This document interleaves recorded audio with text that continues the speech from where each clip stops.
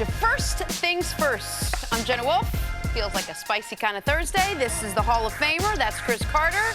This is Nick Wright. Great dress, Jenna. Thank you. Took the words right out of my mouth. Well, you don't have a lot of compliments, so sorry. And I was about to do that. And you, sir, in honor, I would assume, of the green jacket winner Tiger Woods teeing off of the PGA today here in the New York area, wearing your own green jacket. Yeah, that's one of the things. But then also Jenna had the white on, so we're trying to do a little spring thing. But yes, Tiger Woods and Jenna Wolfe. That's how we do it. There we go. And Nick. We got it. We got a big show for you today. Yes, Tiger Woods going for his second straight major win. The Warriors gearing up for another game without Kevin Durant. We got to start with the Bucks and the Raptors. Game 1 of the Eastern Conference Finals. Giannis, Kawhi. Hey, we thought this would come down to supporting cast, and for the most part, it did. Raptors led most of the way in this one until the Bucks rallied late, outscoring Toronto 32-17 in the fourth quarter. The forgotten Brook Lopez chipping in 29 points for Milwaukee as they take Game 1, 108-100. Here's Giannis after the Game 1 win. I think we need games like this because not every game going to be a blowout, not every game going to be easy. So, we're going to go back tomorrow, watch the tape, try to get better, and I think this game definitely made us better. Fourth quarter killed us, 32-17. I mean, they outplayed us in that fourth quarter. They got a little bit more aggressive. They made some big shots, made some big plays. We just it sucks when you lose like that. But we had a chance, and we got to learn from it, make an adjustment. Stay even keeled, never not too high, not too low. Just look at the film and get better. Look, you can't put this one on Kyle Lowry. 30 points last night for him. He just couldn't get anyone else to do that much around him. Nick, how are the Bucks able to win this game? Kyle Lowry keyed on the fourth quarter. In the fourth quarter, you see 32-17. To me, it was a total second half meltdown by the Toronto Raptors. Kyle Lowry showed up huge, especially in the fourth. Kawhi Leonard was big in the first half and the third quarter, and then ran out of gas. But no one else stepped up for the Toronto Raptors, aside from Lowry and Leonard, in the entire second half. Everyone else on the Raptors made one basket, and it was a buzzer-beater, little lucky Pascal Siakam three-pointer to end the third quarter. They needed to take advantage of a Bucks team that could not make a shot through three quarters.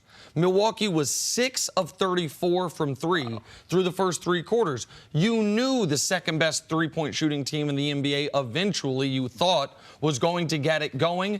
They had a 7-point lead through three quarters, but it was a costly 7-point lead in this regard. They had only found 3.5 minutes for Kawhi Leonard to rest. He then had to rest to start the fourth. That made that 7-point lead instantly evaporate. 90 seconds in, 8-0 run. Kawhi's got to check back in. He was not able to have a closing punch. Lowry played well in the fourth. Kawhi played well through three quarters. The Bucks' entire team played well enough to keep them close, Cris, and then they played Milwaukee Bucks basketball in that fourth quarter, and that's what led to them winning the basketball game. Yeah, I would. The only thing I would correct is collapse. Because if you look at the time Kawhi was on the bench, if you look at the plays, if you watch it in real time, Brook Lopez makes 2 amazing three-pointers. And then someone else makes a shot. Like, it happened just like that. Kawhi wouldn't have been able to affect that. Like Brook Lopez, he had a 28-footer on the first one when Kawhi immediately goes out.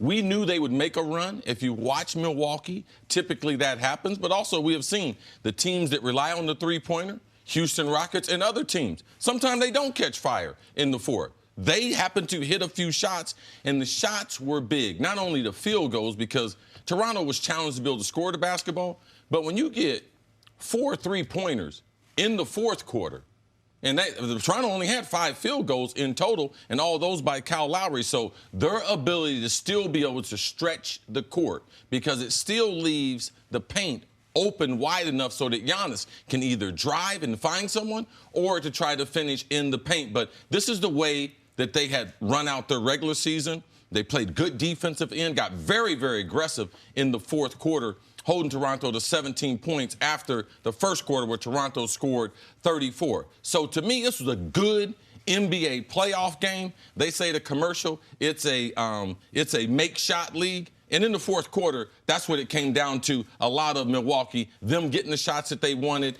shots that they were missing earlier in the game, they were able to knock them down in that fourth quarter. To me, the collapse wasn't the 2 minutes without Kawhi Leonard on the floor. It was the entire second half for anyone other than Kawhi and Kyle Lowry. Kawhi was excellent in the third. Kyle Lowry was spectacular in the fourth. Look at that graphic. The rest of the team in the second half was 1 of 23 with 4 points. Well, this is the truth. This is the way the first 2 rounds has been. The only difference is you had Kyle Lowry on the other side. Well, it wasn't that drastic, see. It wasn't 1 of 23. Right, but when we came into the game yesterday, we were on the show. We broke down the show yesterday. What did we say? How much help is Kawhi going to get? That was one of the key components to the game. So Kyle Lowry, man, played like an all-star. His best game of the playoff, he was the star for Toronto. They just couldn't get anyone else. And I believe that Siakam and his ability to be able to guard Giannis, to be able to keep Giannis in control, now that took something out of him that second half because he had 1 field goal, was the buzzer beater there at the end of the third quarter. So, yes, this is what it has been. It's nice that Kawhi did get some help from Kyle Lowry. He was outstanding in this game. But if they're going to win, if you look at the bench scores, now they got Malcolm Brogdon coming off the bench. He's a starter, rookie of the year. And Brogdon outscored the entire Raptors bench by himself. Yes. So, look, if you watch this game, you had this feeling that Toronto was just going to win at the end. They felt like they were in control, and then at the end, obviously, they didn't. How much of a missed opportunity was this for the Raptors? Oh, I think it's an enormous missed opportunity. It's a 10-0 run by Milwaukee to close the game. I mean, Toronto has the lead with 3.5 minutes left after a couple Kawhi Leonard free throws.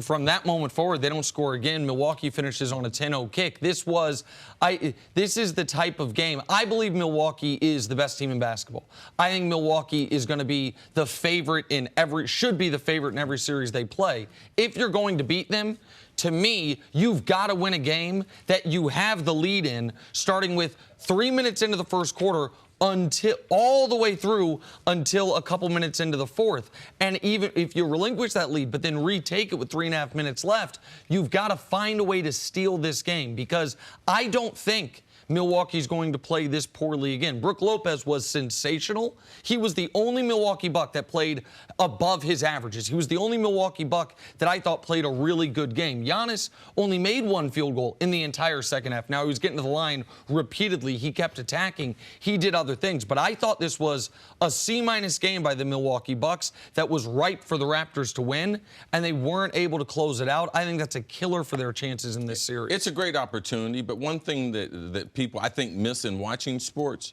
good teams make you play bad. Fans think that, oh, the team just played bad. Well, when you play against good teams, people wonder why when you play Golden State, why do teams look so bad?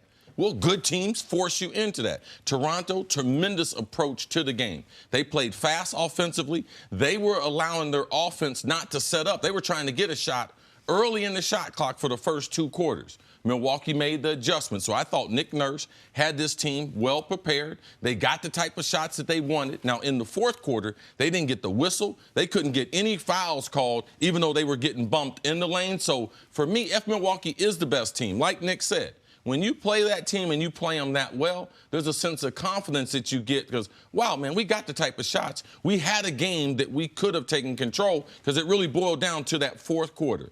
Can we get some more stops?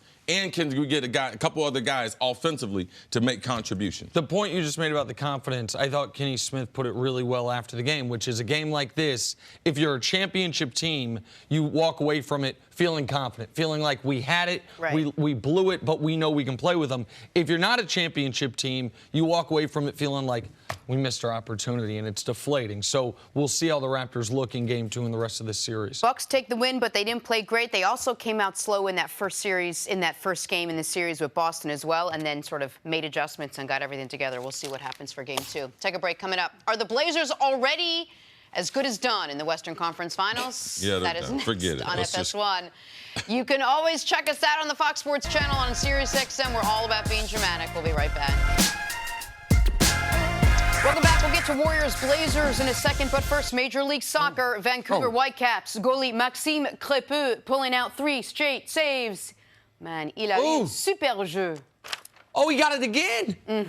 3 in a row. It was nice. After the first save, he was in no man's land. He said, do I go out and get it? Oh, no, let me get back. He had a couple defenders behind him.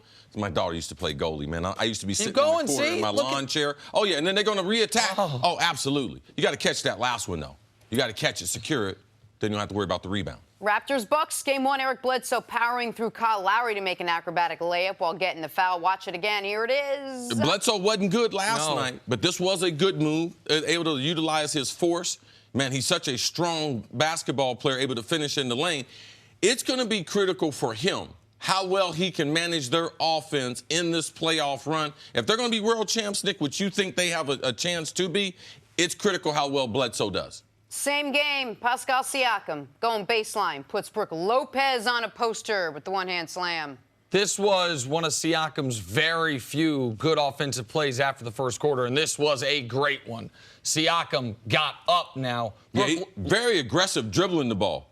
Put a little stop and go on him and was able to finish. I was surprised he was going to go for the dunk right there with Brook Lopez being a 7-footer right there and had blocked a couple of those shots earlier in the game. Lopez has been one of the best rim defenders in basketball this year. That was a great play by him. Yeah, Lakers could have used him. Yeah. Moving on to Game 2 of the Western Conference Finals. Blazers trying to even up the series versus the Warriors.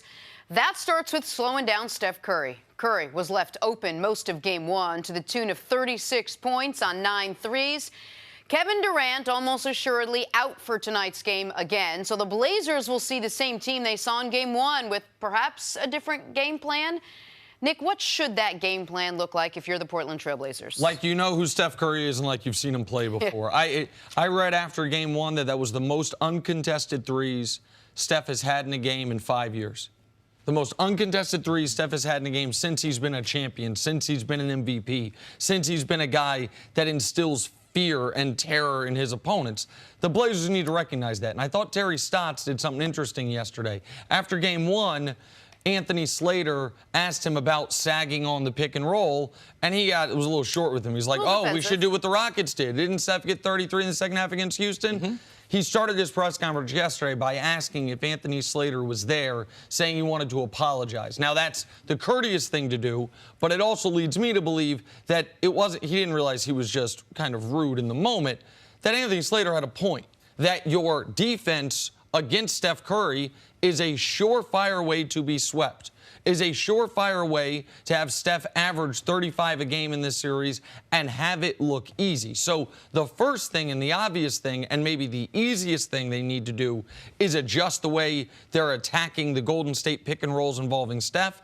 The more difficult things is finding a way to get Dame and CJ free, which I think, you've talked about, might involve a lineup adjustment, might involve sacrificing some size for some spacing and shooting, so Golden State can't just key on stopping Dame and CJ and not worrying about Harkless or Al-Farouq Aminu beating them. Yeah, I'm concerned about what adjustments he's going to make, Terry Stotts, on the offensive end, because you have to be able to play small against Golden State. Golden State, regardless of what you're trying to do, they're going to play that Hampton 5 as much as possible. And anytime they have Andrew Bogut on the court, you got to be able to take advantage of it. So I look for Collins and Rodney Hood to be able to play more in this game. They were effective in game number 1. Rodney Hood didn't know if he was going to play, but he had a couple monster games. The 4 overtime game, he hits the knockdown. His series that he had in that game, they don't advance if Rodney Hood doesn't play that type of basketball. So they need to be more effective on the offensive end, because late in the game,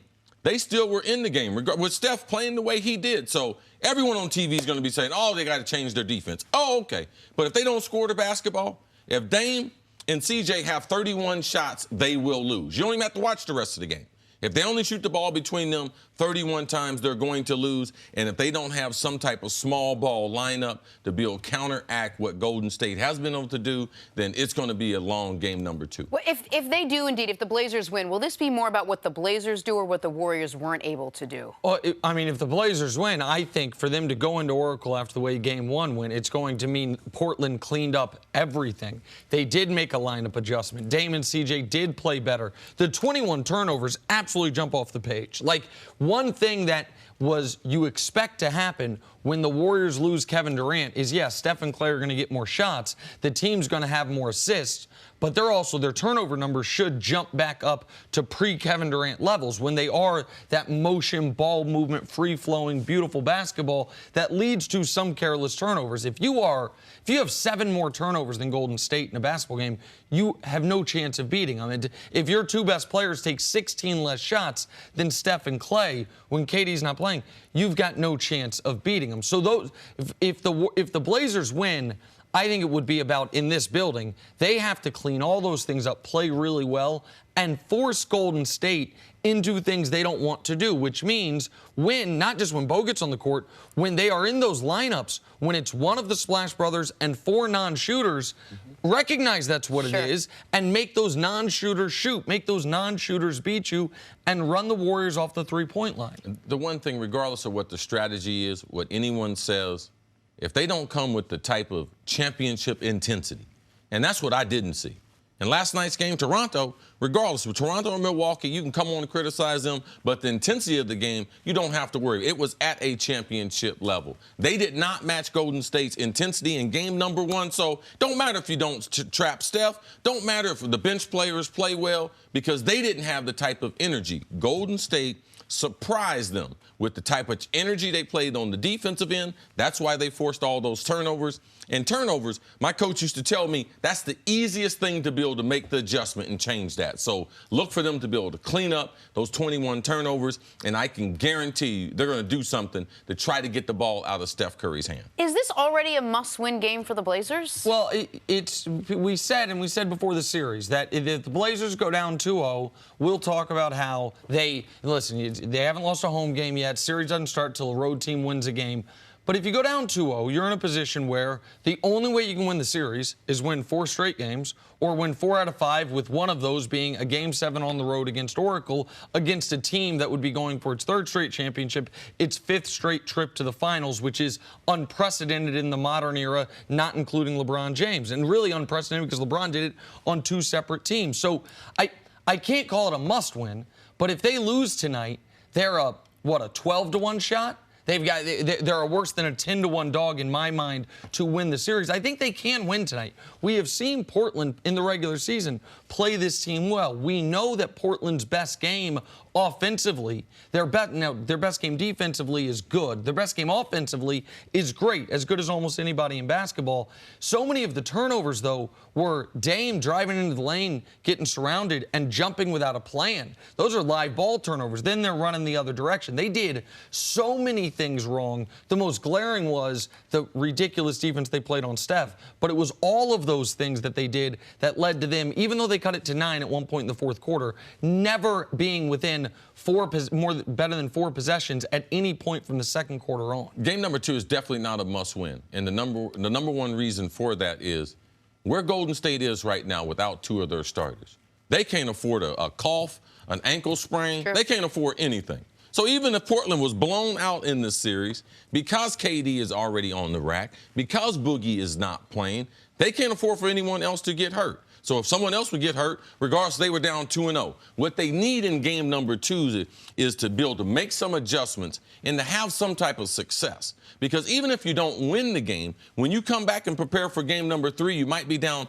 0-2. You have some things that work, so you can start to see some progress to what you're trying to do. That's what becomes important to make this a long series. Make some adjustments so the players, even if they're down 0-2, they have confidence that, wow, if we do a couple other little things, then we can get ourselves back in the series. That's exactly what happened, for the Warriors' first championship, the one with LeBron and the injured Cavs. In a Game 3 loss for Golden State, Game 1 goes to overtime, the Warriors win. Game 2, the Cavs win in overtime. Game 3, the Cavs are blowing them out.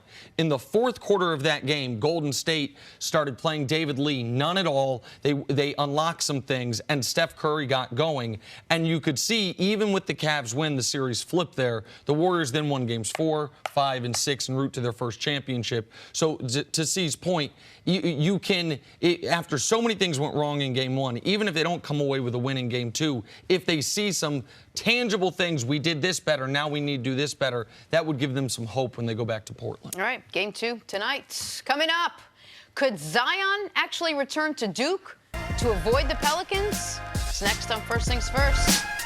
The 2019 FIFA Women's World Cup kicks off June 7th. All eyes on Alex Morgan, Carly Lloyd, Megan Rapinoe, and the U.S. women's national team as the defending champions head to France, looking to win a historic fourth World Cup. All the matches will be live here on Fox and FS1.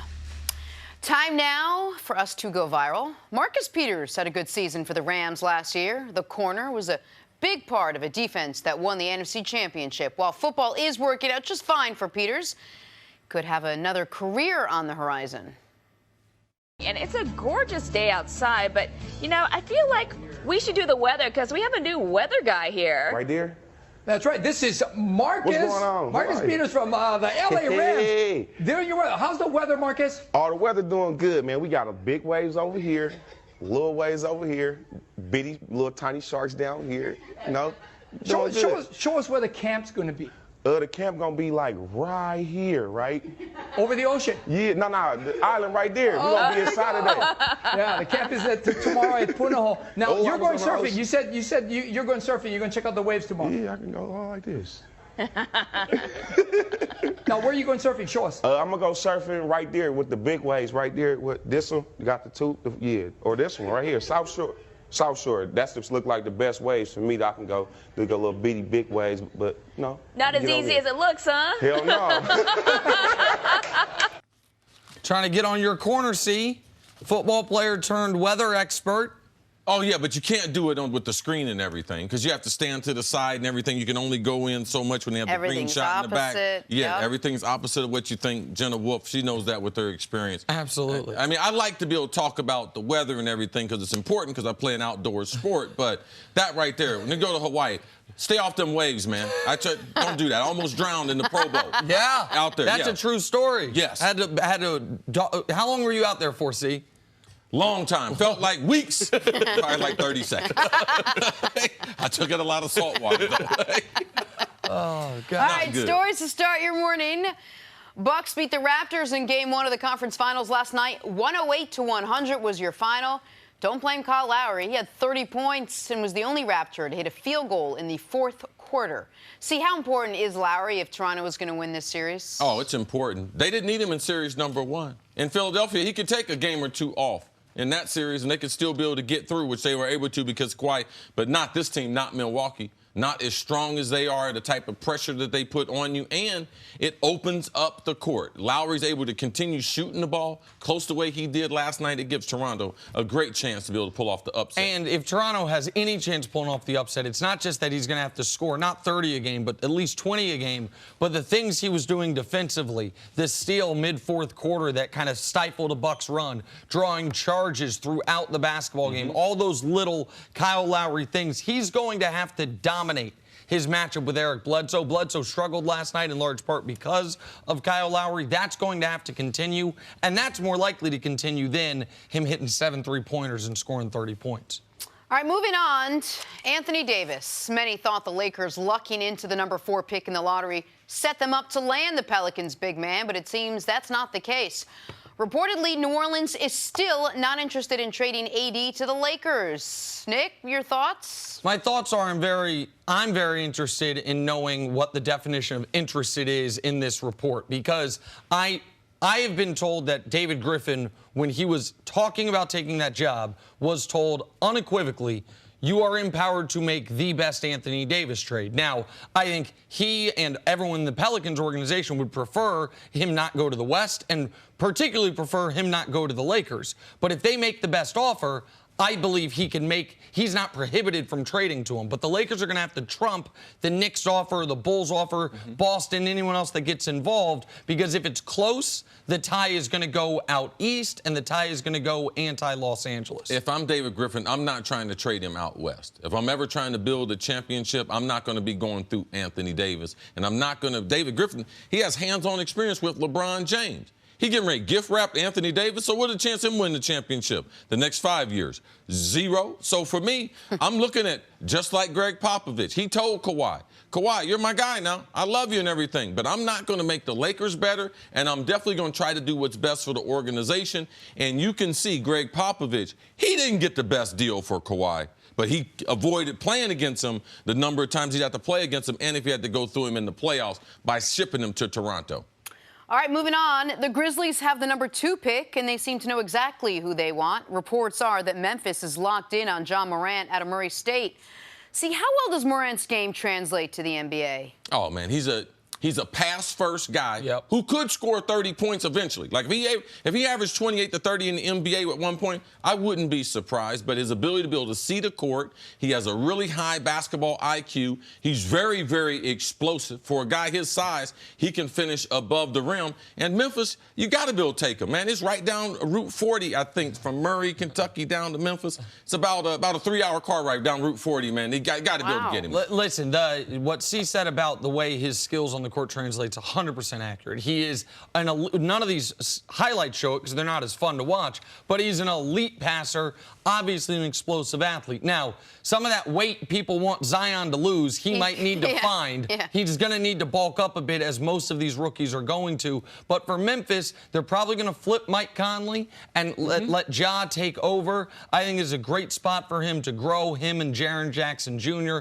2 young potential blue chippers. Memphis, we didn't talk much about them yesterday. New Orleans got lucky. The Lakers got lucky. Memphis jumping all the way up to the number 2 spot and getting Ja. Very fortunate for them. He's I a always no-brainer. find it funny when you call these NBA guys like blue chippers. Like when you're covering high school, like, oh, he's a blue chip, he's a 5-star. I think it's cute. Okay. I always try to be cute for you, see. Finally, He's a the blue chipper, buddy. Pelicans got the number 1 pick in Tuesday night's NBA draft lottery, and it's all but a lock. They take Zion Williamson, but Zion isn't all but a lock to take them. Zion has yet to sign with an agent, and Brian Windhorst pointed out that because of that, the Duke phenom could possibly return to Durham next season and be a Blue Devil again. Nick, you buying any of this? I'm buying that it's factually accurate. Which Zion Williamson has not taken any money from Nike or Adidas. He has not. Okay, well, that we know about. that is a confirmed. Right. He has not signed with an agent, so he is allowed to say, "Oh no, I've tested the waters. My draft profile's come back. It's not what I hoped it would be. I'm going to go back to." Yeah, he's like Andrew Luck or something. Right. Yeah, I'm buying that it's correct that he has the ability to. But much like I told Colin Cowherd yesterday when I was on with him, when he was talking about Zion doing this, it would be ridiculous. It would be foolish. It would set him back. And why would you do it? So you can go back, play at Duke? Oh, and then you get to play for the Knicks. No, you don't. Then you deal with the lottery again. And maybe you don't love New Orleans. I happen to think New Orleans is a great place for a player of his caliber right now. They're going to have assets from Anthony Davis. They have a respected coach. They have an excellent GM. So you're going to go back in the lottery. Why? So you can maybe get drafted by the Bulls, by Phoenix, by what? He's not going to be able to force his way to a particular team. And so to me, this is a lot of noise about nothing. It would be beyond shocking to me if Zion Williamson said, I'm going to go play another year of college basketball. If he goes to play college basketball, what are you going to work on? He's going to work on his jump shot? Well, let me go get paid millions in the NBA and work on my jump shot. The same against better players with better coaching. Zion's not going back to college. Yes. Is it on the board as far as one of the options he's got? Yes. Is the kid a little disappointed? But let's not forget, he's a kid, man. He doesn't know anything about professional sports. Man, he's been watching everything just like us. He probably thought there was an 80% chance he was going to the Knicks, and the Knicks did love him. He probably thought there was an 85% chance he was going to the Atlanta Hawks, and he wanted to go to those 2 places. He was shocked because the team that had a 6% chance, they won it. They won the lottery, and now he potentially could go there, and I think not knowing if Anthony Davis is going to be there, if Anthony Davis is going to be there, I'm pretty sure Zion would have been like, hey, guys, let's get over with this, man. You can sign me today. Yeah. But the kid's 18, 19 years old. This is his first experience in the NBA. Like, let's just pump the brakes and allow him to be a kid. He will be in the NBA. It's the only move for him. And at some point, an advisor or family member or a smart person is going to say to him, hey, man, You're going to a team that has an established point guard. One of the most important things for a player of your position, the way you're going to play. They have Drew Holiday. People like Alvin Gentry. They are going to you're not going to a team where their future is X'd out because they have all these bad contracts. In fact, they're about to be able to have enormous flexibility. Very good general manager. Right. And so this is, it might not be the glitz and glamour of New York City, but the other element, this should all be about basketball, but I get it. At 19 years old, you're thinking about other things. There's worse things than being young and rich and living in New Orleans. I think he's going to end up being very happy, and I think this is a great spot for him to go along his natural progression. I don't think this has anything to do with New Orleans. I think this has to do with the surprise of the situation.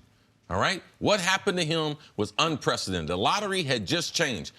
They didn't do a good job on the lottery because I was confused. When teams start jumping up into those first 4 spots, he didn't know all the ramifications. I know because we had been going over this, So the newness to it all is shocking to the kid. Can I ask you this real quick, though? Don't you think because even if people thought the Knicks were going to get that pick, even though they only had a 14% chance, if he was following it at all, a lot of the noise was they would then trade it to New Orleans. So even if the Knicks get it, it had to be on.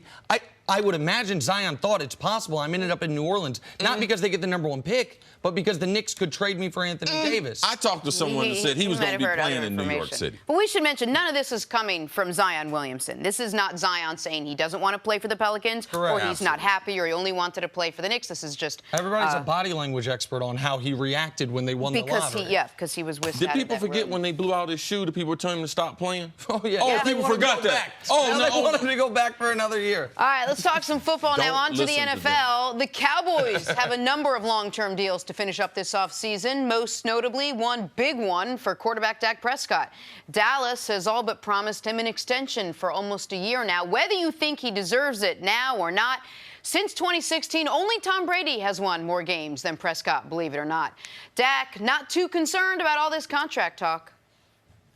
My whole focus is within the locker room. I've got people that take care of that. I've got a great team of agents. That's their job. Jerry said what he's had to. They're working, negotiating. But as far as I'm concerned, it's about just getting better as a quarterback, getting better as a leader, just making sure our team's getting better. Nothing about wanting this out of the way before training camp starts or the season starts or anything like that? I want to be a Cowboy forever. I think the people that are doing the deal feel the same way. So to me, it's no rush. I know it'll get done. CC, has Dak Prescott already done enough to prove that he deserves a long-term contract? Absolutely. Based on the way the NFL is doing, the way they give out contracts to quarterbacks, absolutely. Now, he might not have played, might not have thrown the ball as well as people like, but we have to say, what is the real standard for being a franchise quarterback? And he has passed that standard. He is a great leader. He is very, very durable. He is improving as a passer. And when they have given him, as you're shown with the sample size we saw this year, when they traded for Amari Cooper, you saw the best of him throwing the football. So, yeah, you can judge it by some of the stuff his rookie year, some of the stuff his second year, but you also have to throw in they were able to throw the ball as effective as we've seen him when they had a Pro Bowl elite-type wide receiver. So I believe that progression will only continue. Now, do I think he's Russell Wilson? Do I think he's ever going to be Aaron Rodgers? No, but that don't mean you can't be a franchise quarterback if we're being fair. If we're judging everything on what we see every day and we're not making certain stipulations because he plays with the Cowboys or things like that. Oh, he's got a good offensive line. Dak Prescott is a franchise quarterback. Now, will he be one of the elite quarterbacks? That part right there is going to be hard to be able to get in that class. We have the best throwers of the football we have ever had in pro football, top to bottom. And Dak Prescott has played well enough to deserve to be a franchise quarterback for the Dallas Cowboys. I think there are 2 points you made that are so incredibly key. One is the Amari Cooper, how he played after Amari got there and what the discussion was when they traded a first-round pick for Amari Cooper, which seemingly everyone in the national media except for Chris Carter thought they were overpaying for, thought that the Raiders got the better end of that deal in real time. Part of the discussion was, yeah, they're trading for Amari, but it's also for information on Dak. How will Dak play once he has a real #1 wide receiver? Well, he passed that test with flying colors. Even the biggest Dak Prescott skeptic has to concede that the second half of the season, once Amari was there, his numbers were top 10 quarterback in the league numbers. And the other point you made which is where I have to adjust my standard. Is my standard? Oh, that's the newsflash. Put that. That's breaking news. What's that? You have to adjust your standard. Well, because my standard is clearly not the standard that NFL teams have. I think teams pay these guys too early. I think teams have made a constant mistake year after year of paying top market quarterback dollars for guys who one day might approach being top of the market quarterbacks. But that is consistent throughout the league. Got quarterbacks that have his resume or worse with a year left on their contract get paid. So the fact that I would not, it's not how I would run my football team. I don't got a football team. And everyone that has a football team does it this way. Right. That with a year left on his deal, they get paid. There's nothing wrong with the way you're looking at it, but it's going to be hard for you, and it's going to be hard for a quarterback to want to be your quarterback based on your standard. These guys get hurt too often, and what they have to do to be able to sit in that pocket and stomach, there's no one in football's got a job like a quarterback, and take that hit in the chest, on the chin. There's no one. I need guarantees. For that guy to come do his job and to continue progressing, I need some guarantees in his life. There are certain things we don't want him to be able to worry about. So I can understand that. But you're not going to get one of the upper echelon guys unless you have an awful season and you get lucky that year with the quarterback. But, man, grooming these quarterbacks is not a science. And owners have lost millions upon millions. There is no other position that is misevaluated more than the quarterback. But he has the two things that you're right, that you can't judge, you can't tell, and that's the durability and the leadership. And those are the two intangibles that, whatever you think about his skill, he has those two without a doubt. And I think that's the thing that Jerry Jones loves about him. Well, I would consider the durability a tangible. I mean, he's never missed a game. And that is incredibly important. When we look at the quarterback in his division, who I think most people believe is a more skilled quarterback, certainly a more polished passer, that's the only question about Carson Wentz is durability. And the other somewhat question is leadership with the reports out of the locker room. We know Dak's durable, and his teammates seem to say he's a really good leader. I think your point about the quarterbacks having to have the security because you ask them to stand in the pocket, to take those hits in order to keep your offense moving.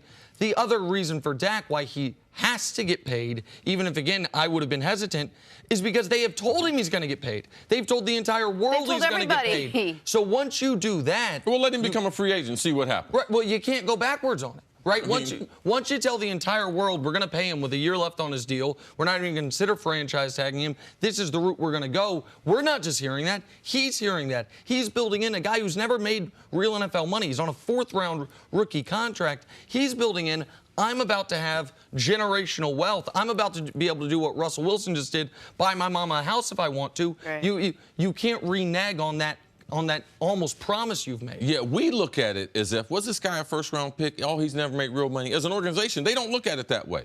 That's not their fault. That was the lane assignment that these players had coming into the league. But they must invest in Dak Prescott. He has done the things they have asked him to do. And they've made commitments to other players who haven't been as Lawrence. Successful. DeMarcus Lawrence. He hadn't been as consistent as Dak has been. Certainly hasn't been as important as Dak has been. Yeah, so you spent money on other players that haven't been as consistent. You got to be able to pay the guy. All right, let's take a break. Coming up, did the Raptors miss their best shot to beat the Bucks in this series? That's ahead on First Things First. Back here, First Things First, FS1 NBA analyst Cris Broussard joins the show. Talk a little basketball. Welcome back, man. Anything Good to be back every day. Good stuff. All right, let's talk some Anthony Davis, Broussard. He reportedly still wants to be traded out of New Orleans and still wants to play with LeBron and the Lakers. Trade talks with the Lakers failed earlier this year. But now that LA has that fourth pick in their pocket, talks could start up again. However, despite that fourth pick, reports are the Pelicans still do not want to send AD to the Lakers. They'd like to keep him in the East. Broussard, are the Pelicans making a mistake if they refuse to deal AD to the Lakers? And would it be just about the East, or is there a little bit of Lakers bad blood? Yeah, of course there's bad blood. There should be. You're trying to get our best player. So I get that. But it would be a mistake to just absolutely rule out the Lakers under any circumstances. Number one, by dealing with the Lakers, it gives you more leverage with other teams. Yes. All right? No, you need the Lakers to come correct. Right, exactly. So, 100%. And at the end of the day, no general manager wants to send a star player within their conference, okay? Everybody's going to try to send them to the other conference. But at the end of the day, you have got to make the best deal for your team. And if the Lakers deal is so much better, like if Boston doesn't offer up a lot of their young players because they don't think AD will stay, if the Knicks can't maybe get a third team involved, or if you're not that high on RJ Barrett, then at the end of the day, you may have to deal with the Lakers. And of course, Anthony Davis has some leverage in this as well. Not 100%, but he's got leverage. There's only 2 teams I know of that he will tell I'll stay long term. Yes. New York Knicks and Los Angeles Lakers. Now, I think of the 3 teams, you throw Boston in there, that who could make the best offer? Boston, I think, could make the best offer. But I don't think they will make the best offer because the best offer involves Jason Tatum. Right. You would agree I think Danny Ainge would be crazy, but Danny Ainge has taken some risk before. It was fair enough. But so to me, we're lucky in this regard. David Griffin was in media for a full year before he took this job. And before he was the Pelicans GM, he was asked as a media member, as a former GM, if you were running the Pelicans, what would you want for Anthony Davis? So we know what he said, at least in that seat. He would want an elite draft pick, which is, call it, top 5 draft pick. He would want a player, what I call a blue chip player, what he called a blue chip player, a guy with all-star potential and an established veteran. So we can go down the list of teams that could provide all of those assets to him. For Boston, what's tough is the best pick they have is the 14th pick. Now they have the this year, but the Memphis pick. Next year's top 6 protected. The year after that is unprotected. So it would either be the 7th or worst pick next year from Memphis or unprotected the following year. But Boston, to me, does not get in the game without Jason Tatum because the other players are Marcus Smart and Jaylen Brown they'd be offering. So if they're not going to offer Tatum, and everything we've heard out of Boston is if Kyrie is not staying, they are not offering Jason Tatum, then you have the Bulls, who could make a very credible offer. They're not going to get any like guarantee that he stay long term. Which is why you would think, well, the Bulls really offer Wendell Carter. Will they give up their best options when it could just be on a 1-year rental? So now we come back to the Knicks and the Lakers. And to me, this is a question of how much do you love RJ Barrett? Right. If you love RJ Barrett, if you think RJ Barrett is that much better than whomever is going to go 4th, then you make the deal with the Knicks.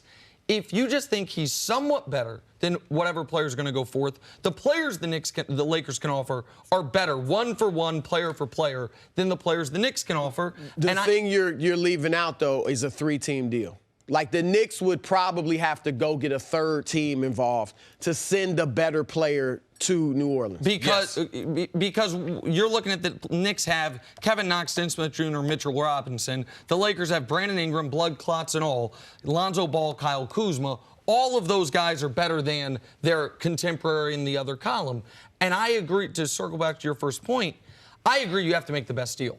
I think ties can go to the East, but I think that if you're building around Zion, you're not going to contend for a championship the next couple of years anyway. You have to be most concerned about what the best deal is. But as you mentioned earlier, did Popovich make the best deal for Kawhi, or did he just want Kawhi out of the conference? It's hard to believe there wasn't a better deal out there for Kawhi. When you look at the assets that were traded, him and Danny Green coming over, what the Spurs got. So we have seen it done. Bill Belichick talked about it. There was a reason why he didn't trade Jimmy Garoppolo to the AFC, because he didn't want to play against him. This has been going on in sports for a long time, and now you're talking about one of the iconic franchises in the Lakers. There is not a lot of people on the surface that just want to help the Lakers be better. Right. So before we even start that, forget the Pelicans, wherever David Griffin was. No one is trying to help the Pelicans. Then you throw in, oh, what about the Rich Paul? What about that LeBron mix?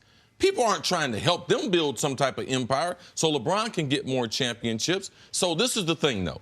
If I'm David Griffin, I do exactly what's reported out there right now. I ain't trying to trade them to the West. I ain't trying to trade them to the Lakers because the Lakers really have the best players. Now, the Knicks, they need another team because most NBA executives this year believe it is a 3-player draft. And then the drop-off after that number 3 pick is drastic. So that's where the Knicks are with that 3rd pick. So they do hold that carrot right there. And they're the only team that can provide a special combination in Zion and RJ continuing on playing basketball together, which I believe can be a great NBA story. So I believe David Griffin's going to do the right thing. And ultimately, I can force the Lakers to give me more because I'm not trying to make a deal with you, and that's what I would keep projecting from a media standpoint until we get the deal done, Chris. Yeah, and a big factor, too, will be what happens with Kawhi Leonard. If he stays in Toronto, we will then have seen two players who everyone thought were going to L.A. or some other team, Oklahoma City. If you can convince Paul George to stay there, and if Toronto can convince Kawhi Leonard to stay there, then other teams may be emboldened. Chicago, Denver, Boston, certainly a Boston, and I would say a Denver. A Denver would say because they would think, man, we can compete for a championship immediately, and that could convince them to stay. And I'm gonna say this too: there is a reason for teams to believe that. Look, Kawhi Leonard, regardless of what he ends up doing, he is having a great experience in Toronto with his teammates. Yes. You guys are going deep into the playoffs. You're playing together. The fans love you. That's a whole year of recruiting that a team can do. And certainly a franchise like Boston, with all the history, with all the legends that you can bring in to help you recruit him. Yeah. Kevin Garnett, he didn't want to go to Boston. No, he didn't. They won a championship he went there and he his ended first up year. loving it. Yeah, I mean, because they wanted a super high level immediately. He wished he had gone now earlier in his career. Yep. So it's going to be very interesting to see how this goes. All right, Chris, stick around. Coming up, did the Raptors miss their best chance to beat the Bucks in this series? Next on First Things First. Broussard, we're going viral. The 76ers season ended in depressing fashion. No one more saddened than Joel Embiid, whose emotions got the best of him following the Game 7 loss to the Raptors. And Embiid is leaning into it, changing his Twitter picture profile to shots of him crying. Big man, bold move, in touch with his feelings. I like it. I think for most people, this made them like Embiid more. Like how much he cared, how much it affected him. I thought Marc Gasol was really cool what he did after the game, grabbing him and trying to give him words of encouragement after they battled for 7 games. But, I mean, you've talked about, how you wouldn't do it in the stadium. But you'd go out to your car sometimes, be affected by some losses. Yeah, you idiot. Don't tell people on national TV. I told you that personal No, you told that on the show. That's not You've tried after games. Yeah, I don't like to lose. Yeah, you put all that work into it. No, I'm not good today. All right? I'm not good today. It was great. Look, what I saw for the first time in Joel Embiid's career was evidence that he really cares. And hopefully this pain will lead him to lose about 20, 25 pounds, improve his work ethic, and change his diet. If you're in that much pain, if it affected you that much, then let's see a different guy. Lose that much weight, 20 to 25? 15, 20, you see how big he is? Yeah, 25 pounds is a lot of weight, but I guess he's 7'2". That might be enough, 20, 15, whatever, but whatever he needs, whatever the doctors tell him he needs to do. So I'm thinking with the calculation, all I got to do is lose a couple basketball games and get off this crazy, stupid workout and diet thing that I've been on, and I feel like that would work. I have no idea the words you just said, Jenna. I'd love to go along with it, but I didn't know what you just said. The Jenna Wolfe story. Jenna, that's a great dress. Thank you. Game 1 of the Eastern Conference Finals. Now, hey, we thought this would come down to supporting cast. For the most part, it did. Raptors leading most of the way in this one until the Bucks rallied late, outscoring Toronto in the fourth quarter 32-17. And the forgotten Brook Lopez chipping in 29 points for Milwaukee as they take Game 1 by a 108-100 final. Here's Giannis after the win. I think we need games like this because not every game going to be a blowout. Not every game going to be easy. So, we're going to go back tomorrow, watch the tape, try to get better, and I think this game definitely made us better. Fourth quarter killed us, 32-17. I memean, they outplayed us in that fourth quarter. They got a little bit more aggressive. They made some big shots, made some big plays. We just it sucks when you lose like that. But we had a chance, and we got to learn from it, make an adjustment. Stay even keeled, never. Not too high, not too low. Just look at the film and get better. Broussard, Kyle Lowry did his part with 30 points last night. How are the Bucks able to win this game? Well, you mentioned it, the supporting cast. And they got plenty of help from their supporting cast. And Toronto obviously got none. They had 12 points total off the bench. Malcolm Brogdon by himself had 15 for Milwaukee. And look at the minutes I think fatigue, Lowry mentioned it, 32-17 Milwaukee in the fourth quarter. Toronto was fatigued. 4 of their 5 starters played 40 minutes or more. Giannis led the Bucks with 37 minutes. Yep. I mean, the depth is huge. And I don't think, look, it's hard to take Kawhi out because they took him out for 2.5 minutes to start the fourth and were outscored 8-0. Lost that lead they brought into the fourth quarter. Nick Nurse has got to find a way to do a better job of staggering Kawhi's minutes early on. Like, he had played 33 of 36 minutes in the first 3 quarters. You got to find some time in those first 3 quarters to give him some rest. Because Kawhi is not used to playing these types of minutes. Coming out of San Antonio, I mean, he only averaged 34 minutes in the regular season, sat out 22 games for rest. Now he's playing 40 minutes a game in the playoffs. He never played more than 37 minutes in San Antonio in the playoffs. Popovich did a great job of getting his players rest, making sure they didn't play too many minutes in the regular season and the postseason. So I think he got fatigued. That's the only way I can explain his struggles in the fourth quarter, and I think as a team they were fatigued. Well, as a strategy standpoint, let's go from where Toronto was in Game 7 winning with Kawhi hitting the buzzer beater from the corner. Emotionally, we thought they'd come into this game and they would have a dip. It's hard for them to build a match. We saw Portland. They couldn't match what they did in Game number 7. 2 days later, playing against Golden State. So we thought, but going through 3 quarters, we were like Nick Nurse, he put this thing together. They had a good game plan. They tightened up their rotation because they weren't getting help from their bench. They got bench scoring in the first half. In the second half and in the fourth quarter, those things disappeared. So they had a good game plan. The thing is, what do we want? Because we said earlier, Nick, hey, man, Kawhi, if he's going to be a superstar, he's got to be able to play 40 minutes. He's on the I heard someone say James that. Plan. I heard that. So they're not as deep as Milwaukee. We can't expect them to get deep. OG is not back with the team. Not there, and they missed those minutes because Kawhi and him at that small forward, at that 2 guard, he would be able to log all those other minutes. So if they can make some shots in the fourth quarter, now they gave Brook Lopez a couple looks created by Giannis in the paint, and they ran a couple plays to get them a couple open looks. But there's not a big difference between these 2 teams in this game. Late in the game, Milwaukee clamped down defensively and shut them down. First quarter, Toronto scores 34 points. They only scored 41 points the second half. So a lot of that had to do with Milwaukee and the type of defense they played late. And in the fourth quarter, aside from Kyle Lowry, the Raptors are 0 for 15 from the field. But I want to talk about Kawhi for a second because you're right. I said it during the Sixers series that Kawhi Leonard's about to get, the way his supporting cast was playing, he's about to get used to that LeBron James in Cleveland life, which is you go to the bench and all that work you did, first 9 minutes of a quarter, gets frittered away in the final 2 or 3 minutes of the quarter. And in a game like this where Toronto takes a lead 8-6 and then leads the rest of the way until the fourth quarter, you would have liked to see Nick Nurse steal some minutes for him, but he couldn't. And they may not have had that lead. They might not have had that lead. And then Kawhi, I've never been a guy that says points early are not as valuable as points late. So I'm not going to bang on. Kawhi had 31 points. He was the second best player on his team last night. But he clearly ran out of gas in the fourth quarter. Didn't make a shot in the fourth quarter, made 2 free throws. He was absolutely wiped out. Short. They were short. You could see it. And so I don't think Kawhi played a terrible game. I think he had a really rough fourth quarter because he was exhausted.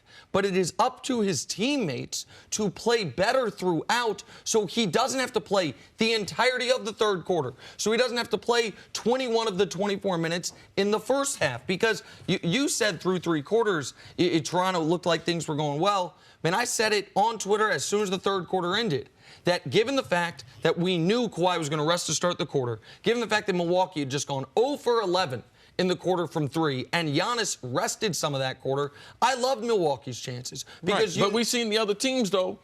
It's been consistent in the NBA. Teams are cold for 3 quarters, and you know something? They don't hit. Sometimes they stay cold for 4. Yes. No doubt about it. Absolutely. They were 6 for 34 from 3 through 3 quarters. They were 5 for 10 in the Toronto could not have done anything different. I know we're looking back in the rearview mirror. At that third quarter in it, when Siakam hit that buzzer beater to be able to negate some of the momentum, we knew Kawhi was going to the bench. It's about making plays.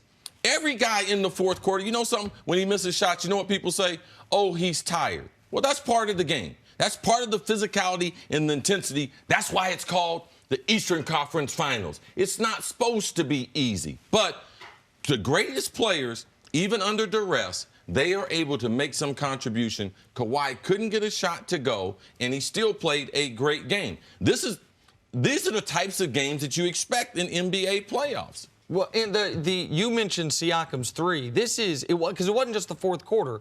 And Lowry was great. And to me, Lowry and Brook Lopez played outlier games. I don't think either one of those guys is going to have that game. But look at Broussard. This is the second half. Look at everyone other than Leonard and Lowry. The one basket was that Siakam buzzer beater at the end of the half. Yeah. That was it.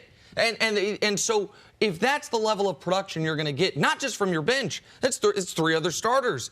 This is going to be a tough series for Marc Gasol. They are pulling him away from the basket. And one thing that I thought was really encouraging on the Bucks standpoint, because Giannis offensively wasn't great. He was spectacular defensively, and he was a good playmaker. Didn't that have a lot to do with Marc Gasol and Siakam, though? Say it again. Why? Well, I thought Toronto did a great job of kind of jamming the lane. Yeah, they clearly said, look, we're going to slow down Giannis and make the other guys beat you. And that's the choice you have to make when you play Milwaukee. But if somebody or a group of players are hitting threes like Lopez was yesterday, you could be in trouble. And they didn't shoot it well from three. No, not until the fourth quarter. 25%. They were 6 of 34, and then they finished 5 of 10. But the point that I was making about Giannis is first half, 0 free throw attempts. Second half, he made an adjustment that took him from game 1 to game 2 in the Boston series. Right. He made it at halftime. Okay, I'm just going through you. 12 free throw attempts in the second half alone for Giannis. That's how he's able to be effective. He only made 1 basket in the second half, but he was getting to the line repeatedly. That was enough to go along with Lopez exploding. Thank you for listening to the First Things First podcast. Remember, leave us a review and tell us what you think. Subscribe to the podcast on Apple Podcasts and catch us on FS1 Monday through Friday, 6:30 a.m. Eastern. For Cris Carter and Nick Wright, I'm Jenna Wolfe. So long, everybody.